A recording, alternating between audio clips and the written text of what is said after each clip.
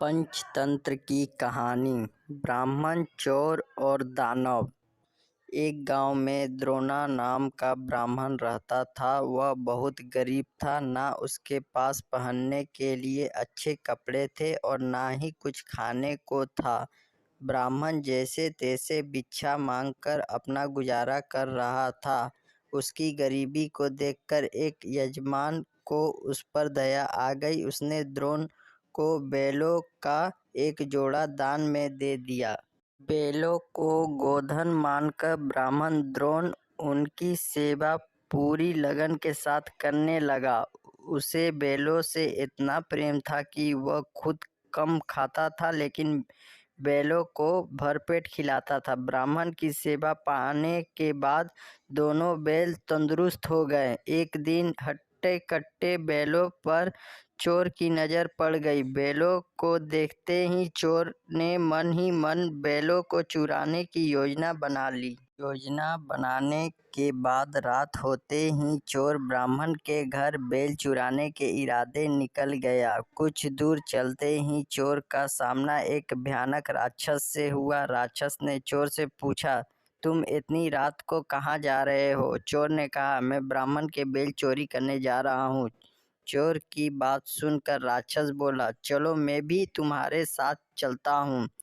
मैं कई दिनों से भूखा हूँ। मैं उस ब्राह्मण को खाकर अपनी भूख शांत करूँगा और तुम उसके बैल ले जाना।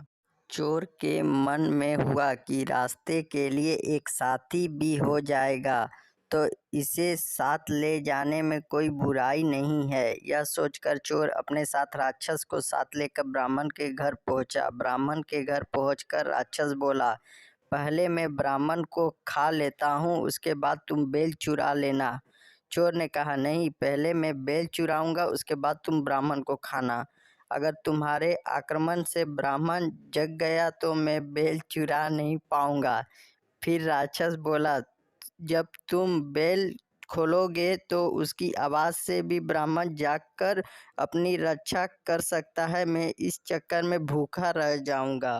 राक्षस और चोर दोनों इसी तरह बहस करते रहे। एक दूसरे की बात मानने को उनमें से कोई तैयार नहीं था। उसी बीच राक्षस और चोर की आवाज़ सुनकर ब्राह्मण जाग गया। ब्राह्मण को जाग देखकर जल्दी से चोर बोला, हे ब्राह्मण, देखो, यह राक्षस आपको खाने आया है, लेकिन मैंने इससे आपको बचा लिया। इसने कई बार आपको खाने की कोशिश भी की, पर मैंने ऐसा होने नहीं दिया। चोर की बात सुनकर राक्षस ने भी तुरंत कहा, नहीं ब्राह्मण, मैं आपको खाने नहीं बल्कि आपके बैलों की रक्षा करने के लिए यहाँ आया हूँ। यह चोर आपके बैल चुराने आया था। दोनों की बात सुनकर ब्राह्मण को शक हुआ। खतरे को भांपते हुए ब्राह्मण ने फटाफट डंडा उठाया और दोनों को भगा दिया। कहानी से सीख, हमें हमेशा परिस्थिति के अनुसार काम करना चाहिए। जैसे इसी कहानी में ब्राह्मण ने किया। उसे चोर व राक्षस की बात सुनने के बाद अपनी आत्मरक्षा के लिए डंडा उठा लिया, जो उस परिस्थिति के लिए बिल्कुल सही था। आई होप दोस्तों आपको ये मोरल स्टोरी और यानी कि पंचतंत्र की कहानी अच्छी लगी। अगर अच्छी लगी तो लाइक, सब्सक्राइब और शेयर ज़रूर करें। धन्यवाद।